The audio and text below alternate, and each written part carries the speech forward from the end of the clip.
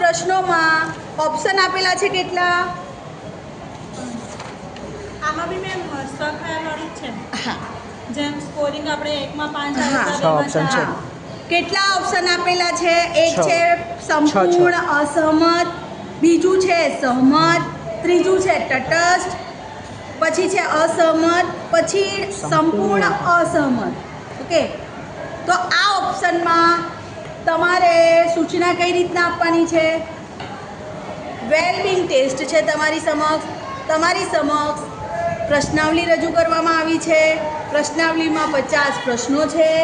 તમને યોગ્ય લાગે એ રીતે તમારે સારાના બદલે સાચા જવાબ આપવાના છે. તમને તમારા ઉપર જે લાગુ પડે એ ઓપ્શન 4 વિભાગમાં તમારે તમારી જાતે ટીક કરવાના રહેશે. ઓકે, તમારી જાતે ટીક કરવાના રહેશે. હવે આની અંદર આપણે એવું જોઈ લઈએ સ્કોરિંગ. ચલો જો સ્કોરિંગ છે ને આપણા સ્વખ્યાલ જેવું જ સ્કોરિંગ છે. આની અંદર વિકલ્પ 1માં આપણે કયો માર્ક આપીશું? 5. વિકલ્પ 2માં કયો માર્ક આપીશું? 4. વિકલ્પ 3માં કયો માર્ક આપીશું? 3. તટસ્થ છે એટલે આપણે 3 આપીશું. વિકલ્પ 4માં કેટલો માર્ક આપીશું? 2. વિકલ્પ 5માં 1. તો આ રીતે આપણે 50 પ્રશ્નો જોયા. 50 પ્રશ્ન એને ગમતા એને લગતા ટીક કર્યા. એને આપણે જેને આ કસોટી આપી છે એનામાં જોઈ લઈએ કે એને એક પ્રશ્ન એવો પૂછવામાં આવ્યો, મને લાગે છે કે મારી પાસે મારા જીવનનો કોઈ ખાસ અર્થ હેતુ નથી. અર્થ હેતુ છે શું છે? એને પહેલા વિભાગમાં ટીક કર્યું.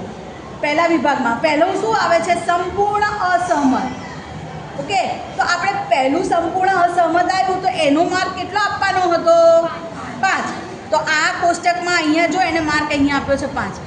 ઓકે, આવ્યું છે તમને જે પ્રશ્નાવલી આપી છે એની ઝેરોક્સ કાઢીને આવે. તમારે આવી રીતે સામસામે પ્રશ્નાવલી લઈ દેવાની અને તમારે આવી રીતે સ્કોરિંગ બાજુમાં મૂકી દેવાનું. ઓકે, સ્કોરિંગ મૂકી દીધા પછી દરેક વિભાગ છે, વિભાગ 1, વિભાગ 2, વિભાગ 3, વિભાગ 4 અને વિભાગ 5.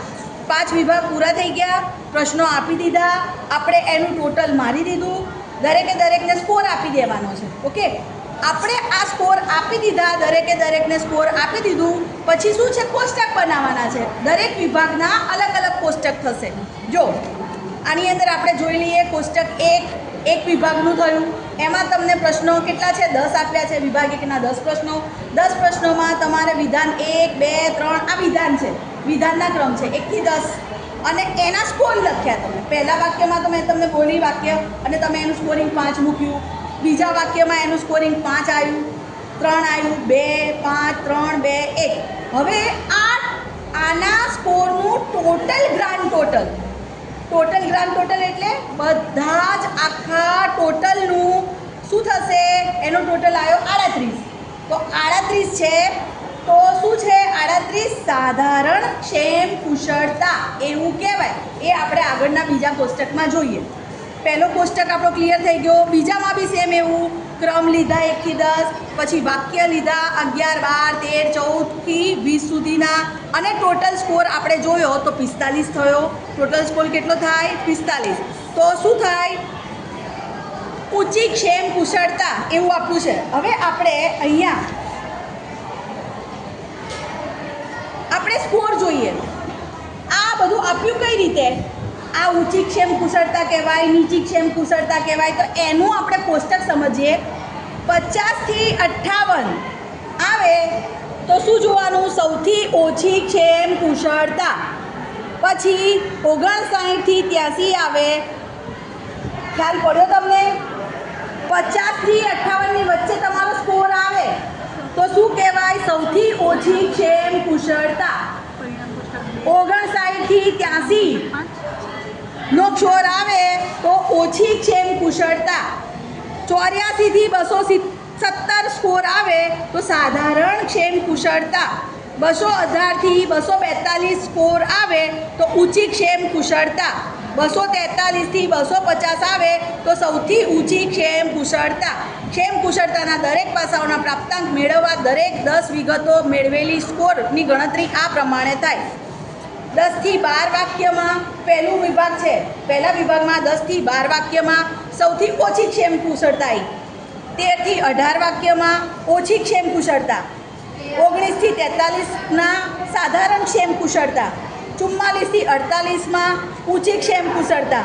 49 થી 50માં સૌથી ઊંચી ક્ષેમ કુશળતા. હવે જો આ તમને એવું થાય કે આ ક્યાંથી લીધું, તો તમને જે ટોટલ મેં ગ્રાન્ડ ટોટલ કરાવડાયું ને કોઠા પ્રમાણે 48 જવાબ આવ્યો, 38 જવાબ આવ્યો, 25 જવાબ આવ્યો, એનું આધાર છે. ઓકે, એને તમારે શું મૂકવાનું છે?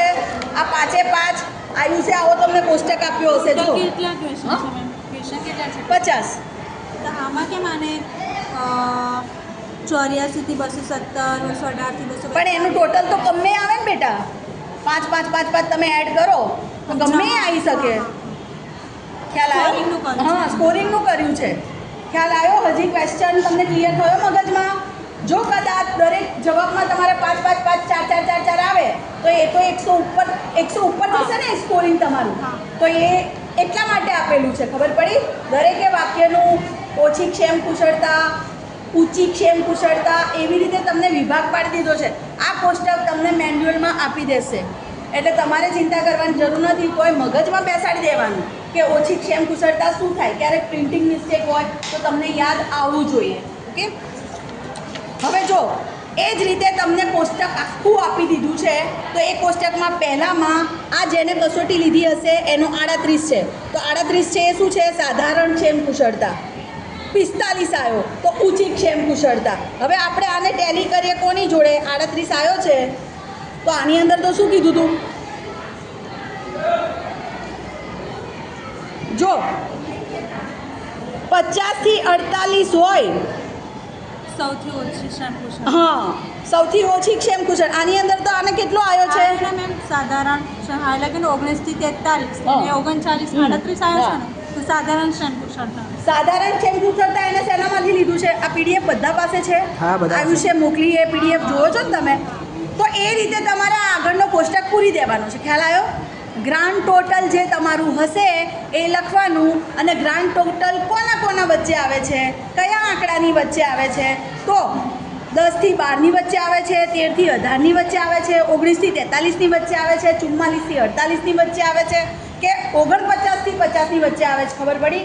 એ જો એ તમારા ટોટલમાં આવતું હોય વચ્ચે, તો એ પ્રમાણેનું તમારે એનું લખવાનું છે. સાધારણ ક્ષેમ કુશળતા, ઊંચી ક્ષેમ કુશળતા, સાધારણ ક્ષેમ કુશળતા પાછું આવ્યું એનો જો પ્રાપ્તાંક કેટલો થયો? 38, 45, 43, 39, 44, અને ટોટલ બધાનું ગ્રાન્ડ ટોટલ એનું કેટલું થયું? 209. 209 એટલે શું? સાધારણ. આ માણસનું શું કહેવાય? આ વ્યક્તિનું સાધારણ ક્ષેમ કુશળતા કહેવાય. શું કહેવાય? સાધારણ ક્ષેમ કુશળતા કહેવાય. કે ચલો, કોઈને પ્રશ્ન છે આની અંદર?